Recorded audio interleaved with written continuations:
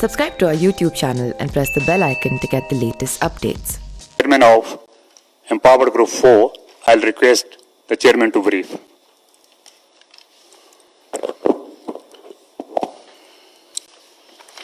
नमस्कार। Empowered group 4 का जो मैंडेट था वो था augmenting human resources and capacity building. तो हमारे ग्रुप ने ये ध्यान में रखा कि ये जो कोई प्रेडिक्ट नहीं कर सकता कि कहाँ पे ये प्रॉब्लम हो सकती है, किस ज़िले में, किस शहर में, ये किसी को पता नहीं है। तो इसीलिए हमने सोचा कि इसके बारे में एक ऐसा डेटाबेस तैयार किया जाए और वो पब्लिक डोमेन में हो, जिसको देख के वहाँ के जो डिस्ट्रिक्ट एडमिनिस्ट्रेशन हो या म्यूनसिपल एडमिनिस्ट्रेशन हो या स्टेट गवर्नमेंट हो, वो इनका उपयोग कर सकें और उपयोग करने से पहले इनको जो ट्रेनिंग चाहिए, जो कैपेसिटी बिल्डिंग चाहिए, उसको भी करा सकें।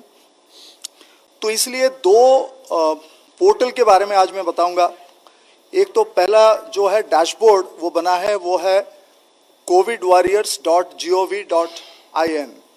ये जो covidwarriors.gov.in है, ये एक मास्टर डेटाबेस है ऑफ दो टाइप के। इसमें हेल्थ केयर प्रोफेशनल्स हैं और वॉलंटियर्स हैं।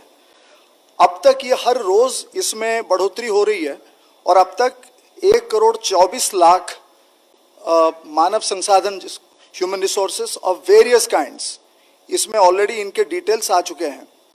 और इसमें आप देखिएगा, इसमें स्टेट लेवल कोऑर्डिनेटर्स, उनके telephone numbers, district level coordinators, उनके टेलीफोन नंबर्स, यहाँ तक कि कुछ ऐसे प्रोफेशनल्स हैं, ऐसे कुछ हेल्थ वर्कर्स हैं जिनके जिनके कॉन्टैक्ट जो डिस्ट्रिक्ट लेवल पे नहीं, केवल फील्ड लेवल पे जो काम कर रहे हैं वहाँ भी वो मौजूद हैं।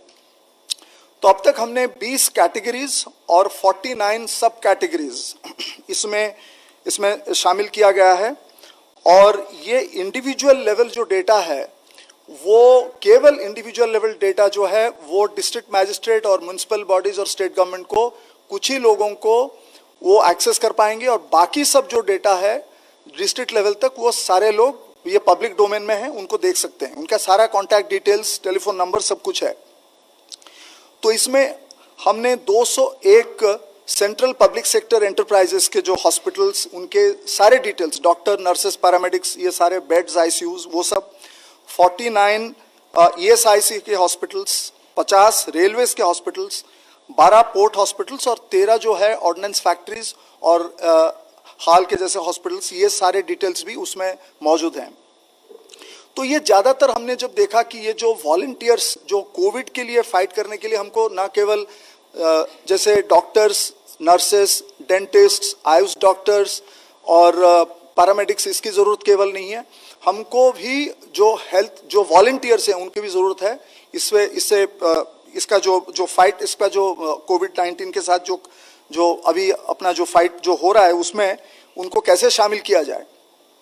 तो आप देखिए 3 तरह की चीज़ें इसमें हो रही हैं। एक तो प्रिवेंटिव में जैसे सोशल डिस्टेंसिंग, अब जैसे मार्केट्स में, शॉप्स में, बैंक्स में, ज़्यादातर राशन शॉप्स में, अभी मंडीज खुल रही हैं वहाँ पे, और इनको वहाँ पे सोशल डिस्टेंसिंग वहाँ पे वो करवाना है। जैसे कंटेनमेंट जोन में एसेंशियल कमोडिटीज़ लेके पहुँचाना है और कई सारी चीज़ें वहाँ पे, फील्ड सर्वेलेंस, ये सब करना है। और एक क्यूरेटिव पार्ट जिसमें भी इनको हम शामिल कर सकते हैं।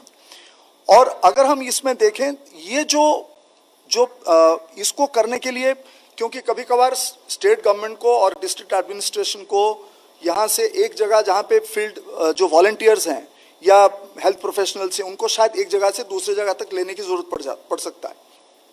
वो इसलिए ऐसा है कि अगर डिस्ट्रिक्ट ए में प्रॉब्लम है और डिस्ट्रिक्ट बी में ह्यूमन रिसोर्सेस हैं, तो वहाँ से भी ला सकते हैं इसके ज़रिए।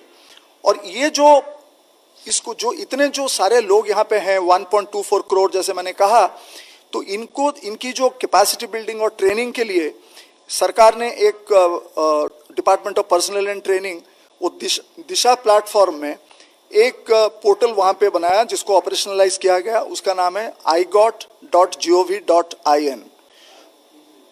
igot.gov.in। तो इसमें ये जो प्लेटफॉर्म, इसकी जो स्पेशलिटी है ये है कि इस प्लेटफॉर्म, इस जो डिजिटल प्लेटफॉर्म है, पोर्टल है, इसके तहत any time anywhere on site delivery of training material, ये इंपॉर्टेंट है। Any time anywhere on site delivery of training material, it can be accessible through any device, mobile phone हो, laptop हो, desktop हो, कहीं से भी आप इसको कर सकते हैं। इसमें अब तक 14 कोर्सेज, 53 मॉड्यूल्स, 113 वीडियोस और 29 डॉक्यूमेंट्स, ट्रेनिंग डॉक्यूमेंट्स, ये सारे वहां पे उपलब्ध हैं। और ये जो आईगॉट के कोर्सेस हैं उसमें बेसिक्स ऑफ कोविड मैनेजमेंट से लेके जैसे लैबोरेटरी कलेक्शन, टेस्टिंग और जैसे क्वारंटीन मैनेजमेंट से लेके आईसीयू केयर, वेंटिलेशन मैनेजमेंट तक भी कोर्सेस, वेबिनार्स और वीडियोस इसमें शामिल हैं। तो इसमें ज़्यादातर जो भी है, हम इसको कोशिश कर रहे हैं कि इसको ज़्यादा से ज़्यादा जो रीजनल लैंग्वेजेस हैं, भाषा हैं, उसमें इसको ट्रांसलेट कर दिया जाए। उसमें अंग्रेजी तो है ही, उसमें हिंदी, मलयालम और बंगाली कुछ ऐसे हैं, और हम कोशिश कर रहे हैं राज्यों के साथ बात करके कि इसको भी ट्रांसलेट किया जाए, और हम भी कोशिश करें कि जितना जल्दी हो सके इसको ट्रांसलेट कर दिया जाए अलग भाषाओं में। तो जब से ये हुआ है, तब से ये 2 हफ्ते से कम में अब तक 1,31,440 यूजर्स इसमें ऑलरेडी रजिस्टर्ड हो चुके हैं ये प्लेटफॉर्म में। उसमें से 84,958 इतने लोग ऑलरेडी उनके कंप्लीट कर चुके हैं ट्रेनिंग। और ये जो अलग अलग, अगर आप देखें फील्ड में, अगर आप देखें अब तक जो वॉलंटियर सब काम कर रहे हैं, जिनको कि डायरेक्ट कोविड, जो हेल्थ प्रोफेशनल्स हैं उनके से अलग से, अगर इंडियन रेड क्रॉस में आप देखें 40,000 वॉलंटियर्स 550 डिस्ट्रिक्ट में वो काम कर रहे हैं अभी। करीब करीब 3,500 एनसीसी कैडेट्स और 553 एनसीसी स्टाफ 16 राज्यों में और 3 यूनियन टेरिटरीज में 68 जिले में वो लोग अभी काम कर रहे हैं।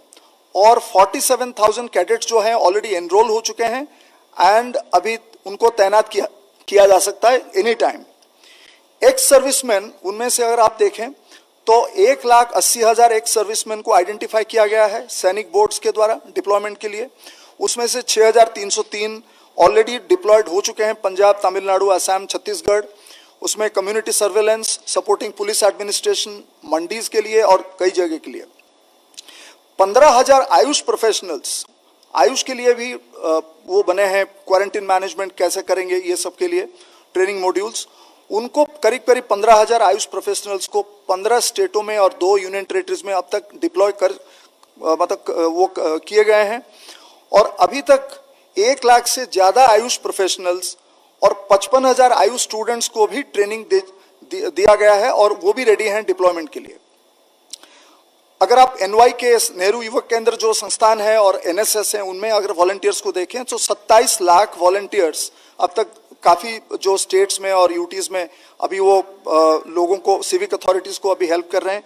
जैसे लॉकडाउन को कैसे ऑब्जर्व किया जाए, markets, banks, public places, mandi operations, providing food, grocery, medicine to the needy, quarantine families, और सैनिटेशन ड्राइव्स में, कंट्रोल रूम में डिस्ट्रिक्ट को। और सबसे बड़ी बात, इस दौरान 18 लाख से ज़्यादा नए वॉलंटियर्स इसमें शामिल हुए हैं। पहले जो थे उससे 18 लाख ज़्यादा, अभी लास्ट करीब करीब 1 महीने में 18.43 लाख, 18 लाख से ज़्यादा न्यू वॉलंटियर्स ज्वाइन किए हैं। उनमें से करीब करीब 42 लाख जो वॉलंटियर्स वो आरोग्य सेतु डाउनलोड किए हैं, और वो भी कोशिश कर रहे हैं कि अपने जो जिनको जानते हैं उस एरिया में सबको बता के आरोग्य सेतु को डाउनलोड करें, और जो बुजुर्ग जो लोग उनको कैसे देखभाल किया जाए, उनसे भी वो अभी उसमें काम पे वो लगे हुए हैं। तो ये जो कहना यही है, तात्पर्य यही है कि ये एक महत्वपूर्ण बात है कि ये जो वॉलंटियर्स हैं और जो हेल्थ प्रोफेशनल्स हैं, उनको एक ही जगह वन स्टॉप सॉल्यूशन जैसे कहते हैं शॉप ये है, और इनको हम कैपेसिटी बिल्डिंग करके जैसे as per the requirement of the district and the urban local body इनको तैनात किया जा रहा है। धन्यवाद। धन्यवाद। गृह मंत्रालय के प्रवक्ता से प्लीज। जैसा आप सभी को पता है, कोविड-19 से निपटने के लिए संपूर्ण देश में लॉकडाउन को 3 मई तक बढ़ाया गया है, और इस संबंध में गृह मंत्रालय द्वारा 15 अप्रैल को विस्तृत दिशा निर्देश जारी किए गए थे। इन दिशा निर्देशों के अंतर्गत 3 मई तक संपूर्ण देश में कुछ गतिविधियों पर आवश्यक तौर पर रोक लगाई गई थी, परंतु साथ ही जो क्षेत्र हॉटस्पॉट्स तथा कंटेनमेंट जोन में नहीं है, विशेषकर ग्रामीण क्षेत्र, वहां पर अर्थव्यवस्था की दक्षता तथा कृषि कार्यों को कार्यात्मक बनाए रखने के लिए 20 अप्रैल से कुछ एडिशनल एक्टिविटीज की अनुमति दी गई है। राज्यों के भीतर प्रवासी मजदूरों की आवाजाही के लिए भी एक एसओपी केंद्र सरकार द्वारा सभी राज्यों के साथ साझा किया गया था, ताकि ये मजदूर, जिनमें से कई रिलीफ कैंप्स में हैं, वे परमिटेड एक्टिविटीज में सुचारू रूप से रोजगार पा सकें। गृह मंत्रालय राज्य सरकारों के साथ मिलकर लॉकडाउन नियमों के सख्ती से अनुपालन को निरंतर मॉनिटर कर रही है। जैसा मैंने कल आपके साथ शेयर किया था, केंद्र सरकार ने हेल्थ एवं मेडिकल इंफ्रास्ट्रक्चर और आपदा प्रबंधन के मुद्दों इत्यादि पर राज्य सरकारों की सहायता के लिए इंटर मिनिस्ट्रियल सेंट्रल टीमों का गठन किया है। 4 राज्यों में इन टीमों को भेजा भी गया है। इन टीमों में वरिष्ठ स्तर के प्रशासनिक अधिकारी हैं। Additional secretary to government of India इस टीम को लीड कर रहे हैं। इसके अलावा सीनियर पब्लिक हेल्थ स्पेशलिस्ट तथा नेशनल डिजास्टर मैनेजमेंट अथॉरिटी के सीनियर अफसर भी इस टीम में शामिल हैं। उनकी एक्सपर्टीज को हम राज्यों के साथ साझा करना चाहते हैं, जिससे कि केंद्र और राज्य सरकारों के प्रयासों को एकजुट करते हुए हम कोविड-19 के खिलाफ देश का जो महासंग्राम है उसमें सफलता पा सकें। कल गृह मंत्रालय द्वारा विभिन्न जिलों की लॉकडाउन की स्थिति की ग्राउंड लेवल पर समीक्षा के दौरान यह सामने आया है कि कई सेक्टरों में जहां 20 अप्रैल से अतिरिक्त गतिविधियों को अनुमति प्रदान की गई थी, वहां पर अच्छी शुरुआत हुई है। कई स्थानों पर ग्रामीण क्षेत्रों में औद्योगिक गतिविधियां शुरू हुई हैं। मनरेगा के तहत भी कार्य शुरू हुए हैं। कुछ राज्यों में सड़क निर्माण का कार्य भी शुरू किया गया है। ईंट भट्टों का संचालन भी आरंभ हुआ है। प्रवासी मजदूरों को इन गतिविधियों में शामिल किया जा रहा है। हमें ये भी जान के खुशी हुई है कि ग्रामीण लोग जागरूक हैं और कई स्थानों पर मास्क और गमछा पहन रहे हैं। हम उम्मीद करते हैं कि इन व्यवस्थाओं से ग्रामीण अर्थव्यवस्था को गति मिलने के साथ साथ कृषि और मनरेगा गतिविधियों के माध्यम से मजदूरों को रोजगार भी मिलेगा। अंत में मैं एक बार फिर इस बात पर जोर देना चाहूंगी कि लोक हित में लॉकडाउन को सफल बनाने के लिए सभी राष्ट्रीय निर्देशों का पालन करें, जैसे कि सार्वजनिक और कार्यस्थलों पर फेस मास्क पहनना, सोशल डिस्टेंसिंग मेंटेन करना इत्यादि। धन्यवाद। Representative of ICMR, please. हमने कल तक आज तक 4,49,810 सैंपल्स टेस्ट किए हैं। उनमें के 35,852 सैंपल्स जो थे वो कल टेस्ट हुए। उन 35,000 ऑड सैंपल्स में 29,776 सैंपल्स, ये 201 अभी लेबोरेटरीज हैं आईसीएमआर नेटवर्क में, उनमें से हुए। 6,076 ये 86 प्राइवेट लैब्स में से हुए। आज थोड़ा दूसरी चीज़ के बारे में सब लोगों को बोलूँगा। आप लोगों ने सुना होगा कि रैपिड टेस्ट किट्स का डिस्ट्रीब्यूशन हुआ सारे स्टेट्स में। कल हमको एक स्टेट में से एक कंप्लेंट आई कि उसमें कम डिटेक्शन हो रहा है, तो हमने तकरीबन 3 स्टेट से आज पूछ लिया। वो पूछने के बाद में हमको एक पता चल रहा है कि उनमें जो पॉजिटिव सैंपल्स थे आरटीपीसीआर के, उनमें वेरिएशन बहुत ज़्यादा है। कई जगह पे 6% से लेके जाके 71% जो आरटीपीसीआर पॉजिटिव सैंपल्स थे, उनकी ये जो खून के ऊपर जो टेस्ट हुई वो पॉजिटिव आ रही है। ये कोई अच्छी चीज़ नहीं, क्योंकि वो वेरिएशन जब ज़्यादा दिखता है तो हमको उसको इन्वेस्टिगेट करना पड़ेगा। इसके बावजूद भी कि वो फर्स्ट जनरेशन एलाइजा है जैसे मैंने बार बार आपको समझा के बोला था, फर्स्ट जनरेशन जो टेस्ट होती है, नई टेस्ट जब आती है तो उसमें वेरिएशंस दिखते हैं, वो थोड़ी क्रूड फॉर्म में आती है। और जैसे बार बार बोल रहा हूँ, सिर्फ 3.5 महीने हो चुके हैं ये बीमारी को। अब जो भी चीज़ आएगी उसको तो आगे रिफाइन करना ज़रूरी पड़ेगा। तो हमने एक डिसाइड किया कि ये फाइंडिंग्स को नज़रअंदाज करना नहीं है। हम लोगों ने यहाँ जो दिल्ली में किया था हमारे लोगों के पास से, उसमें तकरीबन 71% जो RT-PCR पॉजिटिव थे उनको ये पकड़ रही थी टेस्ट बराबर। और जैसे टाइम जाता है, 7 दिन का टाइम अगर हो गया तो वो पॉजिटिव आने का चांस भी बढ़ रहा था। लेकिन ये वेरिएशन देखते हुए हमने 2 चीज़ें ठहराई। अगले 2 दिन में हम हमारे 8 इंस्टीट्यूट्स को फील्ड में भेजेंगे और जो किट्स हैं उनमें से वो लॉट्स लेके उसको टेस्ट करके वैलिडेशन करने की कोशिश करें। फील्ड में वैलिडेशन होगा, ये लैब में नहीं होगा। दूसरी बात हमको एक करना है कि सारे स्टेट्स को ये सलाह देना है कि अगले 2 दिन ये टेस्ट किट्स इस्तेमाल न करें। 2 दिन के बाद में हम क्लियर कट एडवाइजरी देने के पोजीशन में रहेंगे, क्योंकि अगर ऐसे कुछ नज़र आया कि वो बैचेस में प्रॉब्लम है तो हम वो बैच को रिप्लेसमेंट के लिए वो कंपनी को बोल सकेंगे। इसलिए सबने इस वक्त तो भी वो टेस्ट किट इस्तेमाल 2 दिन ना करें और अगले 2 दिन में हम जो भी सही जो रिजल्ट्स आते हैं वो आपको बताएंगे और राज्यों को भी बताएंगे। Representative of the Health Ministry, please. Chairperson empowered committee, उन्होंने हमें HR को कैसे हम अपग्रेड कर रहे हैं उसके बारे में बताया। इन कंटिन्यूएशन अब तक देश में 3252 लोग जो हैं वो क्योर हो चुके हैं। कल सबसे ज़्यादा संख्या में 705 लोग रिकवर हुए हैं, क्योर हुए हैं, and it takes our recovery percentage to 17.48%। कल से टोटल 1336 एडिशनल कंफर्म केसेस आए हैं, which takes our confirm cases to 18,601। इससे पहले जैसे हम लोगों ने बताया है कि 3 डिस्ट्रिक्ट थे जिस पर पिछले 28 दिनों से केसेस नहीं आए हैं, उसमें एक और नया जिला अब प्रतापगढ़ राजस्थान ऐड हुआ है। इसके साथ ही टोटल 61 डिस्ट्रिक्ट्स हैं देश में, 23 स्टेट्स और यूनियन टेरिटरीज में, जहां पिछले 14 दिनों से कोई केस नहीं आया है। जो 4 नए जिले इसमें ऐड हुए हैं वह हैं लातूर, उस्मानाबाद, हिंगोली, वाशिम महाराष्ट्र से।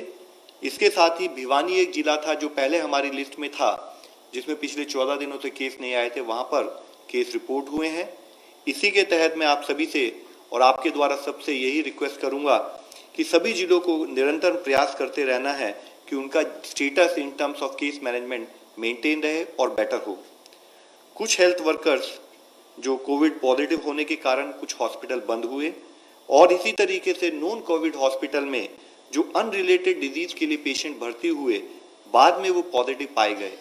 इसको मद्देनजर रखते हुए हेल्थ मिनिस्ट्री ने कल नॉन कोविड फैसिलिटीज में ऐसे केसेस का पता लगने पर क्या करना चाहिए उससे संबंधित एक दिशा निर्देश जारी किया है। इसके तहत हॉस्पिटल्स में ऐसे इश्यूज की मॉनिटरिंग के लिए हॉस्पिटल इन्फेक्शन कंट्रोल कमेटी को रेस्पॉन्सिबल बनाया गया है। यह कमेटी इंश्योर करेगी कि उस हॉस्पिटल के health care worker infection prevention और कंट्रोल गाइडलाइंस पर प्रॉपर्ली ओरिएंटेड हो। कोई भी अगर पॉजिटिव केस आता है उस हॉस्पिटल में तो वह लोकल हेल्थ अथॉरिटीज को सूचित करें और पेशेंट को उसी हॉस्पिटल के प्रॉपर आइसोलेशन वार्ड में ट्रांसफर करें। अगर ऐसा कोई पेशेंट पाया जाए तो उसको इमीडिएटली मास्क लगाया जाए और एक डेडिकेटेड हेल्थ वर्कर ही उस केस को अटेंड करे, और जब वह अटेंड करे तो वह भी रिक्वायर्ड प्रिकॉशंस ले। साथ ही बेस्ड ऑन क्लिनिकल स्टेटस अगर जरूरत है तो इमीडिएटली उस पेशेंट को स्टैंडर्ड प्रोटोकॉल के तहत उसको डेडिकेटेड कोविड फैसिलिटी में ट्रांसफर किया जाए और इस फैसिलिटी को डिसइंफेक्ट किया जाए। इस फैसिलिटी में वह पेशेंट जिसके कांटेक्ट में आया है उन सबको क्वारंटाइन किया जाए और 14 दिन तक फॉलो किया जाए। उसके जितने भी क्लोज कॉन्टैक्ट्स हैं उनको हाइड्रोक्सिल क्लोरोक्विन प्रोफाइलैक्सिस ट्रीटमेंट पर 7 हफ्ते के लिए उनको रखा जाए। यह सावधानी बरती जाए कि जो भी कॉन्ट्रा इंडिकेशंस हैं हाइड्रोक्सिल क्लोरोक्विन के, उनका ध्यान में रखते हुए उन्हीं पर्टिकुलर लोगों को प्रोफाइलैक्टिक ट्रीटमेंट दिया जाए जो उसके लिए एलिजिबल हैं। अगर इसी सिचुएशन में किसी पेशेंट के साथ साथ कोई हेल्थ केयर वर्कर भी अगर इन्फेक्ट होता है तो उसको रोस्टर से हटाते हुए उसके कॉन्टैक्ट को भी 14 दिन के लिए क्वारंटाइन किया जाए और उसको प्रॉपर और इफेक्टिव ट्रीटमेंट प्रोवाइड किया जाए। इन अस्पतालों में ऑपरेशन की कंटिन्यूटी बना रहना जरूरी है, तो जिसके तहत इन अस्पतालों में एक कंटिजेंसी प्लान बनाना चाहिए, उसी हिसाब से स्टाफ का रोस्टर बनाना चाहिए। साथ ही जिस अस्पताल में इस टाइप के पॉजिटिव केसेस आए वहां पर किस टाइप की क्लस्टरिंग ऑफ केसेस नोट की गई या किस लेवल तक ये हॉस्पिटल इन्फेक्ट हुआ या किस टाइप के पेशेंट वह हॉस्पिटल ट्रीट करता है कि सीवियर या क्रिटिकल पेशेंट्स को ट्रीट करता है, उसके आधार पर हॉस्पिटल अथॉरिटीज निर्णय लें और एडिक्वेट डिसइंफेक्शन के बाद वह अपनी फंक्शनिंग स्टार्ट कर सकते हैं। यदि फिर भी पॉजिटिव केस आ रहे हैं तो वह पर्टिकुलर सेक्शन जहां पर कि वह पॉजिटिव केस आए हैं उसको टेम्परेरी क्लोज किया जा सकता है। साथ ही इन केस की अगर वहां पर सोर्स ऑफ इन्फेक्शन इस्टेब्लिश नहीं हो रहा है या ज़्यादा केसेस आ रहे हैं तो उस फैसिलिटी को कोविड हेल्थ फैसिलिटी के रूप में परिवर्तित कर उस पर कोविड से रिलेटेड केसेस पर फोकस किया जाए। इसके साथ ही इन अस्पतालों में सभी कर्मचारियों की डेली स्क्रीनिंग की जाए और हॉस्पिटल के इमरजेंसी और आउट पेशेंट डिपार्टमेंट में पेशेंट्स की ट्रायजिंग से संबंधित सभी दिशा निर्देशों का पालन भी हो। माननीय स्वास्थ्य मंत्री जी ने सभी राज्यों और यूनियन टेरिटरी के स्वास्थ्य विभाग को लिखा है और कहा है कि वह ब्लड बैंकों में ब्लड की एडिक्वेट अवेलेबिलिटी को इंश्योर करें। विशेष रूप से ब्लड डिसऑर्डर्स जैसे thalassaemia, sickle cell anaemia, haemophilia जिसमें कि रेगुलर ब्लड ट्रांसफ्यूजन की आवश्यकता होती है, उन सर्विसेज को कंटिन्यू किया जाए।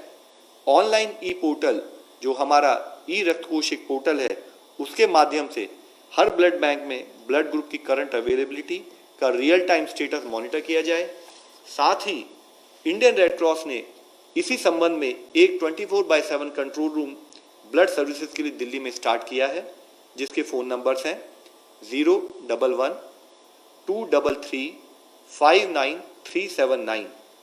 दूसरा नंबर है 93 199 82104। एक और नंबर है 93 199 82105। इस फोन नंबर पर कोई भी संपर्क करते हुए अगर उन्हें ब्लड की नीड हो या उनको कोई ब्लड डोनेट करना चाहते हैं तो इस नंबर से कांटेक्ट करते हुए वह सर्विसेज हम ले सकते हैं। इसके साथ ही एक और फ्रंटियर पर हमारा एक विस्तृत रूप में कार्य चल रहा है। Council of science, scientific and industrial research critical ill COVID patients के मॉर्टेलिटी को कम करने के लिए ड्रग की एफिकेसी को इवैल्यूएट करने के लिए एक रैंडमाइज क्लिनिकल ट्रायल शुरू कर रही है। ग्राम नेगेटिव सेप्सिस जिसके साथ साथ क्रिटिकली इल जो कोविड-19 के पेशेंट्स हैं उनमें एक ऑल्टर्ड इम्यून रिस्पॉन्स होता है जो उनके साइटोकाइन प्रोफाइल में मैसिव चेंजेस लेके आता है। इस ड्रग के द्वारा टेस्टिंग बॉडी के इम्यून सिस्टम को मॉडरेट किया जा सकता है, यह पाया गया है, जिससे कि साइटोकाइन स्टॉर्म इनहिबिट होता है और मॉर्टेलिटी इन कोविड-19 केसेस और उसकी रिकवरी कम होती है और उसकी रिकवरी बेटर होती है। कोविड-19 और ग्राम नेगेटिव सेप्सिस से सफरिंग पेशेंट्स की इस क्लिनिकल कैरेक्टरिस्टिक की सिमिलैरिटी को नोट करते हुए ड्रग कंट्रोलर ऑफ इंडिया ने इसकी ट्रायल की मंजूरी दे दी है और जल्द ही यह ट्रायल मल्टीपल हॉस्पिटल्स में शुरू की जाएगी। इसके साथ ही डिपार्टमेंट ऑफ बायोटेक्नोलॉजी ने medical equipment, diagnostics, therapeutics, drugs और वैक्सीन के डेवलपमेंट के लिए कोविड-19 कंसोर्शियम पर एप्लीकेशंस को इनवाइट किया। ऐसे 500 प्रपोजल आए जिनमें प्रिलिमिनरी स्टेज में 16 को फंडिंग सपोर्ट के लिए रिकमेंड भी किया गया है। इस मल्टीफेसिटेड अप्रोच के तहत नेशनल बायोफार्मा मिशन के अंडर वैक्सीन कैंडिडेट्स जो डिफरेंट स्टेजेस में डेवलपमेंट में हैं उनको फास्ट ट्रैक किया जा रहा है। एग्जिस्टिंग वैक्सीन कैंडिडेट्स और साथ ही नोवल वैक्सीन कैंडिडेट्स जो हैं उनको रीपर्पस करने के लिए फंडिंग सपोर्ट दिया जाएगा। कोविड-19 के खिलाफ डीएनए वैक्सीन के डेवलपमेंट के लिए सपोर्ट प्रोवाइड किया जा रहा है। वैक्सीन कैंडिडेट्स जो यूटिलाइज करेंगे inactivated rabies vector, phase 3 human clinical trials of recombinant BCG vaccine, उन पर काम हो रहा है। मॉलिकुलर और रैपिड डायग्नोस्टिक किट के देश में प्रोडक्शन के लिए भी सपोर्ट प्रोवाइड किया जा रहा है। हम सबको अवगत है कि जो हमारी ये कोविड के खिलाफ लड़ाई है यह मल्टी फ्रंट पर काम कर रहे हैं, डिफरेंट फ्रंट्स पर काम करते हुए इस लड़ाई को लड़ रहे हैं, जिसमें एक फ्रंट है सोशल डिस्टेंसिंग के द्वारा हम अवॉइड करें, दूसरी तरफ कंटेनमेंट एफर्ट्स पर काम करें, तीसरी तरफ साइंस के फ्रंटियर पर काम करते हुए एक कंबाइंड इंटरवेंशन के रूप में हमें इस लड़ाई को जीतना है। धन्यवाद। Ravi Singh, News 18.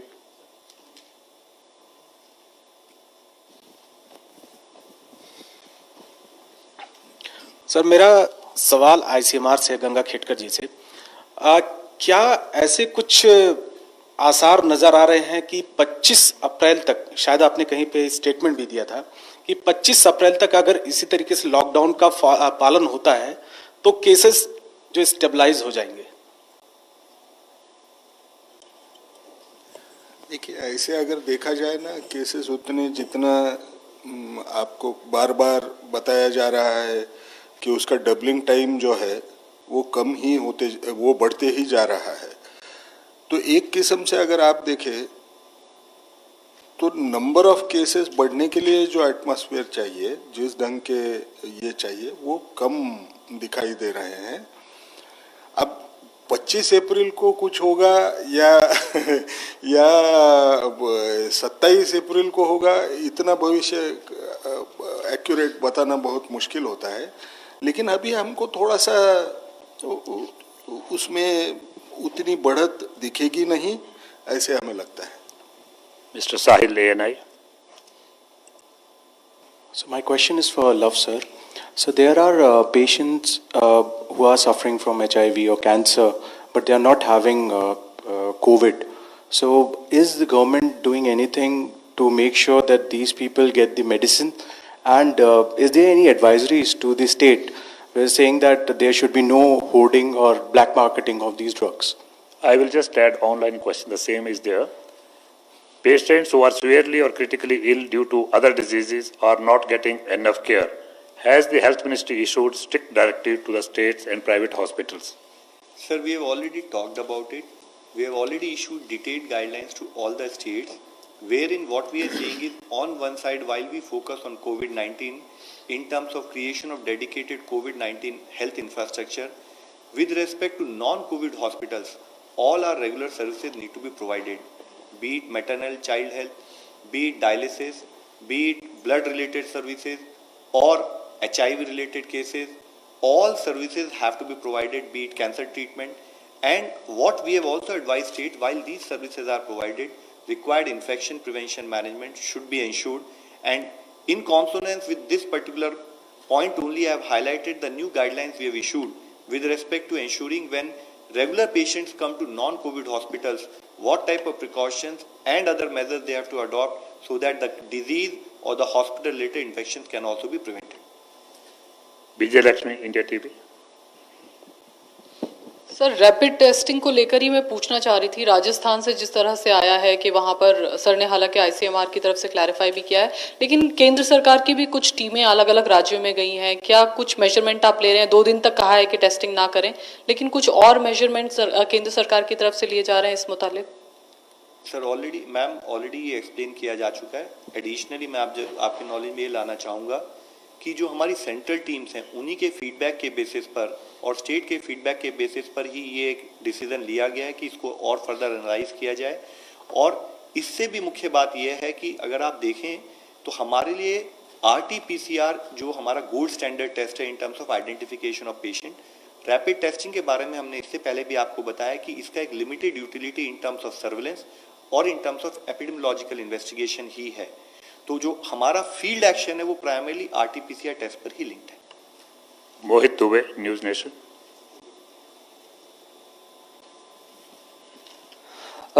मेरा सवाल सर आईसीएमआर से है और लव अग्रवाल सर से भी है।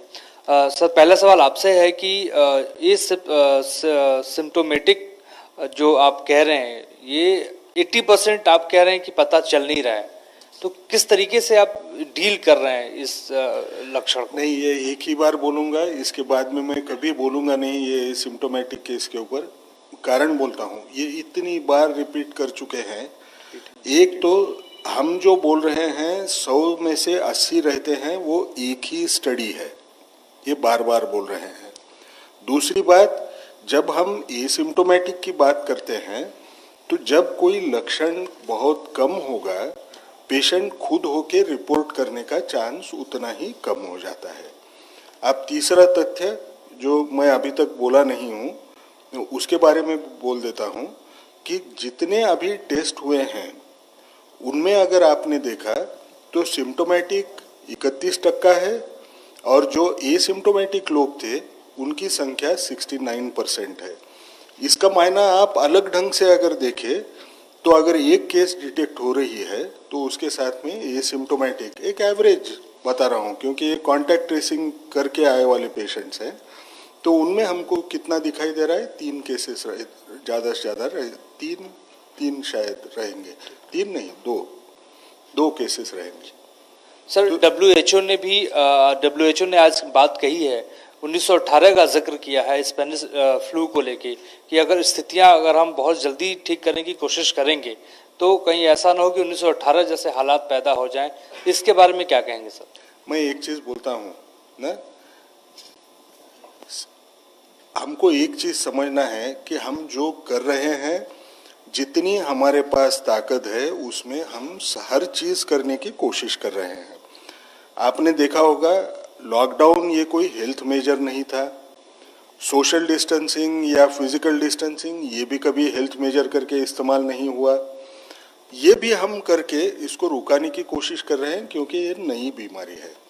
हमको ऐसे समझना है ये कि पिछले 3.5 महीने में जो भी साइंस की प्रगति हुई है, जिसकी वजह से आपको डायग्नोसिस हो पा रहा है, आपकी पीसीआर टेस्ट 3.5 महीने के अंदर कोई नई बीमारी की पीसीआर की टेस्ट खोज हो गई। आप अगर देखें बीमारी के बारे में काफ़ी कुछ जानकारी पिछले 3.5 महीने में हुई। 70 कैंडिडेट वैक्सीन में से 4 कैंडिडेट वैक्सीन और 5 candidate vaccine already human trial के फेज में गए। ये कभी किसी बीमारी में आज तक हुआ नहीं है, कोई भी जांच करके देखें। अगर ये इतने तेजी से और इस रफ्तार से अगर इसकी खोज हो रही है तो हमने बोलना है कि हमको डर लगे ऐसी इन्फॉर्मेशन लोगों में डालना है, मुझे सही नहीं लगता है। मुझे ऐसे लगता है थोड़ा सा विश्वास रखें, इससे आज जो ये लॉकडाउन का इम्पैक्ट होगा दोहरा फायदा होगा। सबसे बड़ा फायदा क्या होगा, आज हमको जो टाइम मिला है उसमें सारे लोगों को केयर करने के लिए, समझ लीजिए प्रिपेयर्डनेस की जो एक्सरसाइज है, हॉस्पिटल केयर आज हम दे सकेंगे। इसकी गारंटी तो हम बार बार लव अग्रवाल साहब आपको बोल रहे हैं। और जितना हम इसको दूर ढकेलेंगे उतना साइंस की प्रगति होके उसके खिलाफ या तो वैक्सीन निकले या दवा निकले और उसका हम हमारे देश में के लोगों को इस्तेमाल कर पाए, इसका चांस हम बाय कर रहे हैं। और जगह क्या हो रहा होगा, वो लोग क्यों बोल रहे हैं कि हमने सब निकाल दिया तो सब खराब हो जाएगा, ये मुझे मालूम नहीं। हमारे देश के लिए हम जो बोल सकते हैं वो तो पक्का बोल रहे हैं।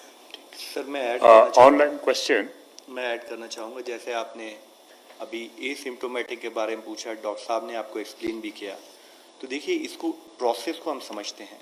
जैसे कल भी हमने डिस्कस किया था कि करीब 80% जो केसेस पाए गए हैं वर्ल्ड वाइड, उसमें वो केसेस होते हैं जिनमें माइल्ड से वेरी माइल्ड सिम्टम होते हैं।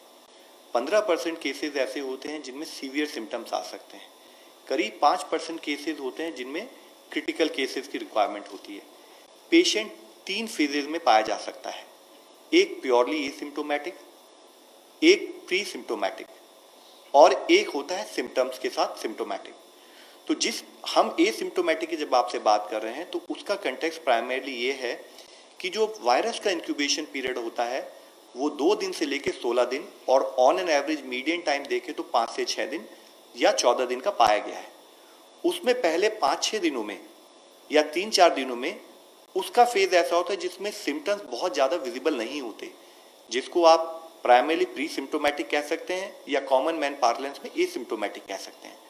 हमारा जो एफर्ट रहा है, जो अगर हम आपसे पहले भी बात करते आए कि हम प्रीएम्प्टिव अप्रोच से काम कर रहे हैं, फील्ड पर कम्युनिटी सर्वेलेंस पर फोकस करते हुए अगर हमारे को कोई so called asymptomatic person with high risk contacts या फर्स्ट डिग्री ऑफ कॉन्टैक्ट मिलता है तो हम उसका भी सैंपल लेकर उन केसेस में आपको, जबकि पेशेंट को बहुत ही वेरी वेरी माइल्ड सिम्टम्स हैं, उसका भी हमने प्रोटोकॉल के हिसाब से सैंपल लेते हुए उसमें केसेस पॉजिटिव आते हैं।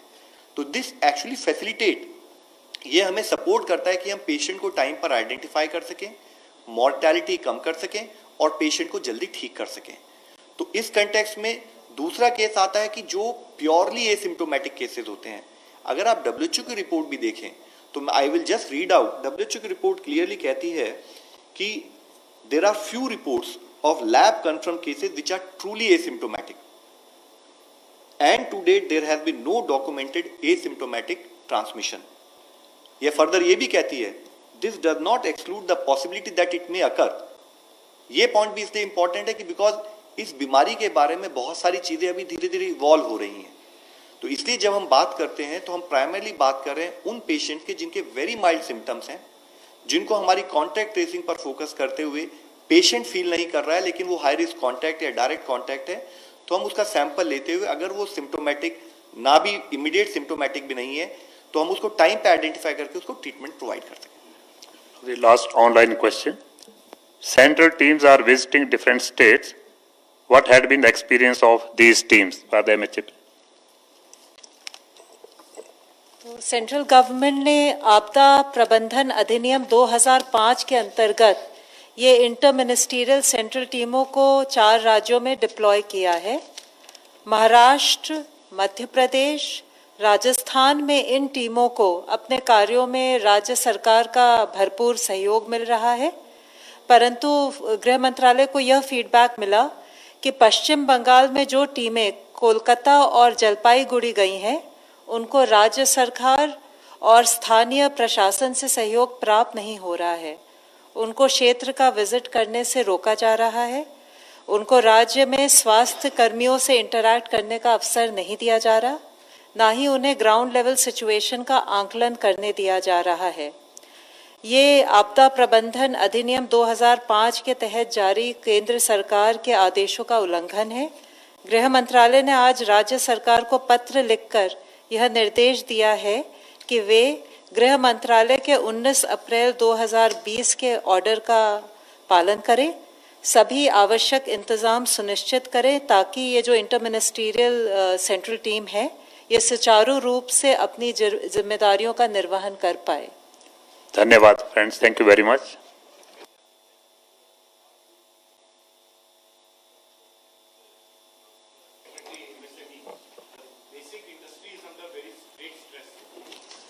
I think this. Sorry for this one. We'll discuss some briefing from the empowered group, whatever. If we have to fight this COVID, is also economic stimulus is required. What are you doing for the MSME sector, sir, and what is the way forward for that? Actually, what we are doing for MSME, perhaps it will take quite a bit of time to kind of explain all that stuff. But then perhaps this is not the right occasion or something when we are discussing about what exactly are we doing to fight COVID-19. As I just mentioned that people who are in fact I just mentioned that some of the volunteers that we have identified are also helping state governments even in mandis also, and agricultural operations. I mean, they are being also utilized. Like people are also being utilized in various other things where this is actually helping in opening out many of the economic activities. That's also being done. But then what MSME sector we are doing, perhaps we'll discuss it. We will have another round on that separately. Yeah. This is only Thank for you. the empowered group. Thanks Thank a you lot. very much.